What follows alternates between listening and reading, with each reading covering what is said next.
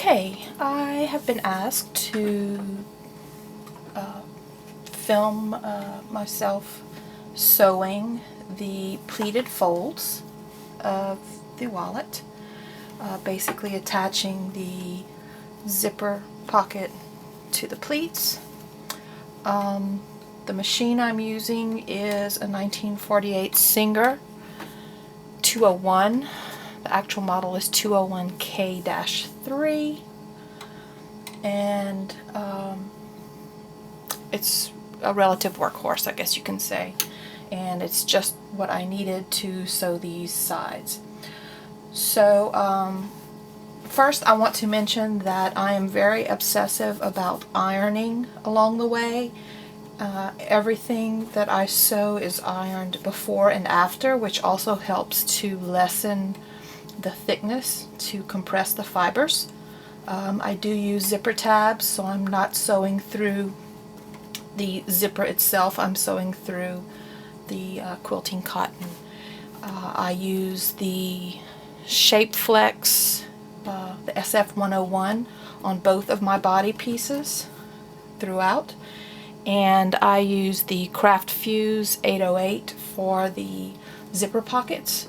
So when I'm sewing these pleats, basically I'm sewing through 6 layers of cotton, 2 layers of Shape Flex, the SF101, and 2 layers of the Craft Fuse 808. Also, it's important to note that this machine does not have any extra lift. Some machines, when you lift your presser foot, you can press it a little more to get some extra lift. I do not have that, so what I do is I slide into the center and then I back into it, as I'm going to show you. Earlier today my machine had started making a weird clunking noise, and I did some troubleshooting. I made sure it was threaded properly, made sure that there was nothing wrong with the bobbin, and it turns out that I had a bent needle. Changing the needle made all the difference in the world. So now I can show you. I used to use clips. I no longer use clips. I simply mark my lines as is indicated on the pattern. I use friction pins since they disappear with heat. So throughout the making of the wallet, I trace everything with a friction, and when I iron over it, the lines go away. So now I will line this piece up with the zipper pocket. I grasp it tightly.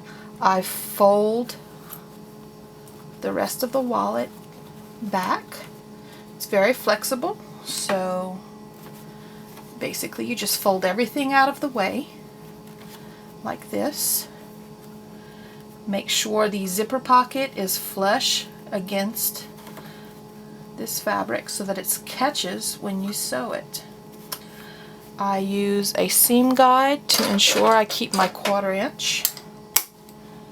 I have a magnetic seam guide. It looks like this. Place it on my 1/4 inch line, which is the number 2 on my plate. And then I slide the piece under, move it back, pick up my thread here,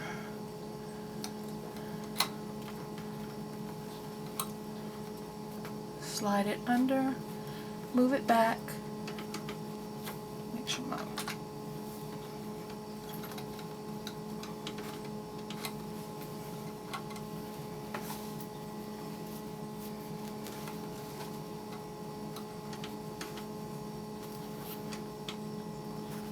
and then I'm going to sew in reverse before I sew forward.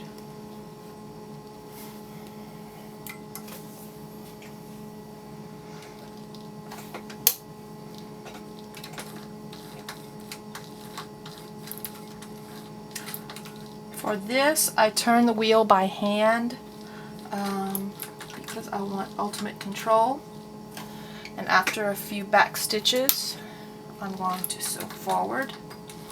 On this machine, your back stitches are the same length as your forward stitches, so that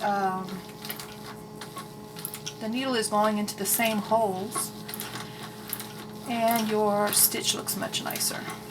So I'm going to sew down until I'm almost at the end. Then I'm going to reverse stitch it. Then a few forward.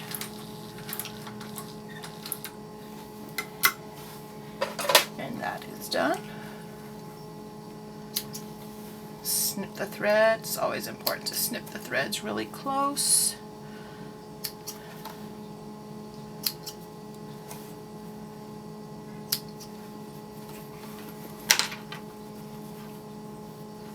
Okay. And now we have a nice edge sewn.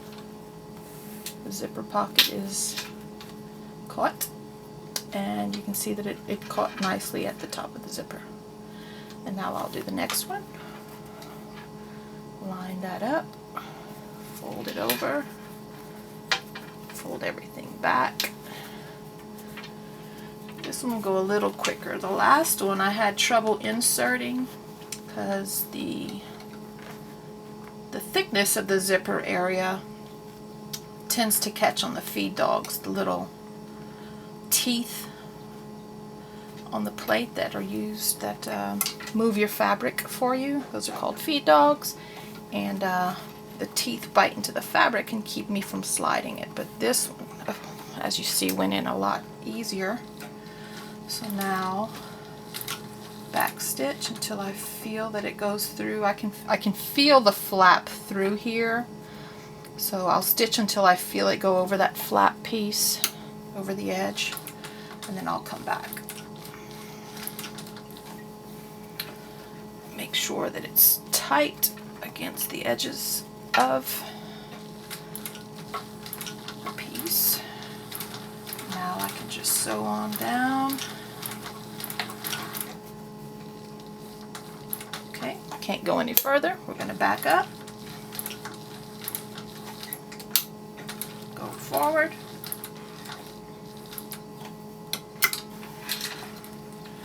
and we're done.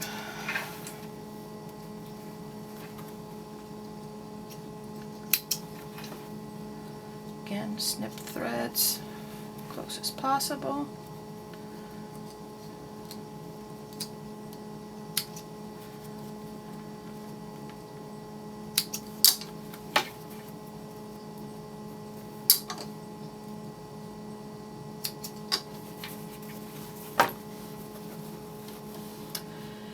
And we're done, and that is how I sew the sides of the Necessary Clutch wallet.